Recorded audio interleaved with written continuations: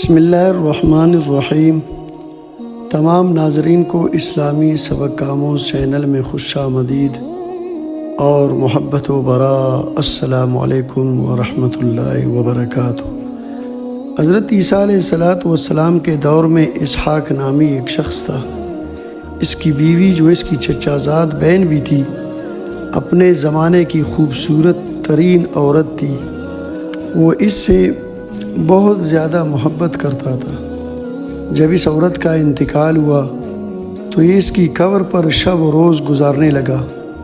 ایک دن حضرت عیسیٰ علیہ السلام وہاں سے گزرے، دیکھا کہ اپنی بیوی کی قبر پر روئے جا رہا ہے۔ آپ علیہ السلام نے فرمایا، یہ کون ہے جس کی قبر پر تم اتنا روئے جا رہے ہو؟ اس نے کہا کہ اللہ کے نبی، یہ میری چچا زاد بہن بھی ہے اور بیوی بھی ہے۔ اے اللہ کے نبی، میں اس سے شدید محبت رکھتا تھا۔ اس کی وفات نے میری زندگی اجیرن کر دی۔ میں صبر سے عاجز ہوں، اس کی قبر پر ہی باقی زندگی پوری کر رہا ہوں۔ آپ علیہ السلام نے فرمایا، کیا تم پسند کرتے ہو کہ میں باذن خداوندی اسے دوبارہ زندہ کر دوں؟ اس نے کہا، اے اللہ کے نبی، کیوں نہیں، میں ہمیشہ آپ کا ممنون رہوں گا۔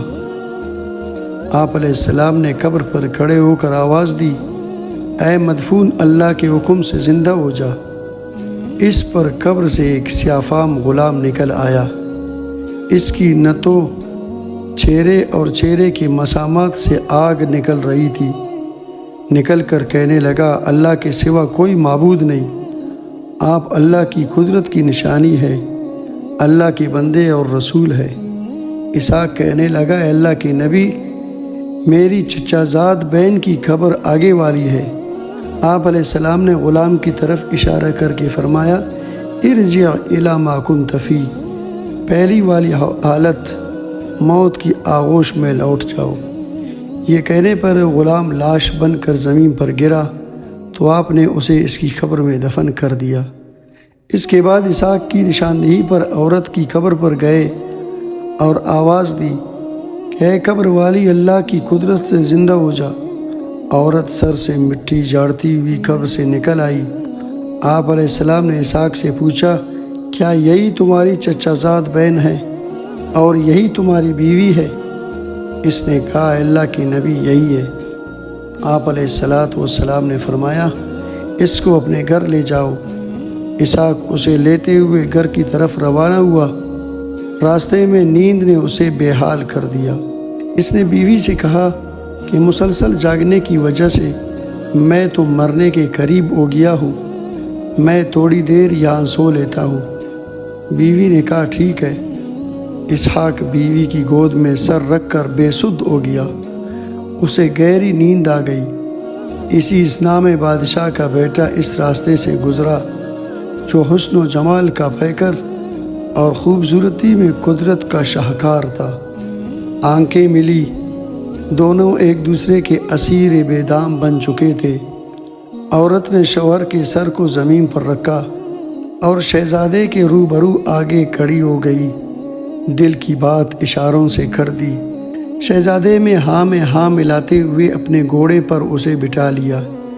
اسحاق کی نیند ٹوٹی تو بیوی کو نہ پا کر نہایت پریشان ہوا۔ ادھر ادھر نظر دوڑانے کے بعد گھوڑے کے نشان قدم پر چل پڑا۔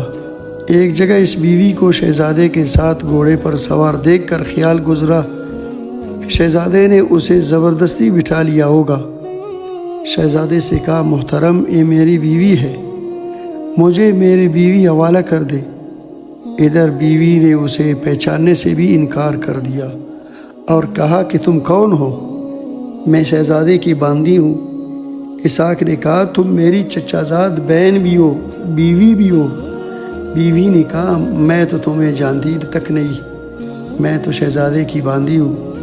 اسحاق نے کہا، خدا سے ڈرو، تم مجھے قریب ہو کر دیکھ لو، میں تمہارا شوہر اسحاق ہوں۔ شہزادے نے کہا، تم میری باندی کو مجھ سے چھیننا چاہتے ہو؟ اسحاق نے کہا، بخدا یہ میری بیوی ہے، یہ انتقال کر چکی تھی۔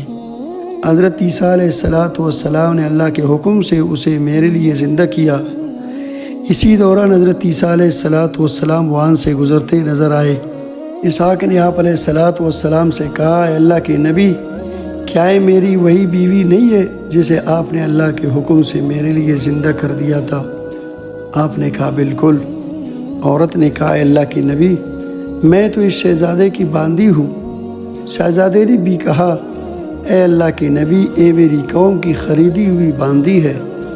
آپ علیہ السلام نے عورت سے کہا، کیا تم وہی نہیں ہو جسے میں نے اللہ کے حکم سے زندہ کیا تھا؟ اس نے کہا، اللہ کے نبی، ہرگز نہیں۔ آپ علیہ السلام نے فرمایا کہ پھر میں نے جو تمہیں روح واپس دی تھی مجھے لوٹا دو۔ عورت نے کہا، ٹھیک ہے۔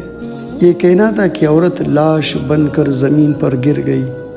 تو حضرت عیسیٰ علیہ السلام نے فرمایا، جو کوئی ایسا شخص دیکھنا چاہے کہ جسے حالت کفر میں موت آئی مگر دوبارہ زندہ ہو کر حالت اسلام میں دوبارہ وفات پائی، وہ اس سیاہ فام غلام کو دیکھ لے، اور جو ایسی عورت دیکھنا چاہے کہ جسے اللہ نے حالت اسلام میں موت دی اور دوبارہ زندہ ہو کر حالت کفر میں مری، وہ اس عورت کو دیکھ لے۔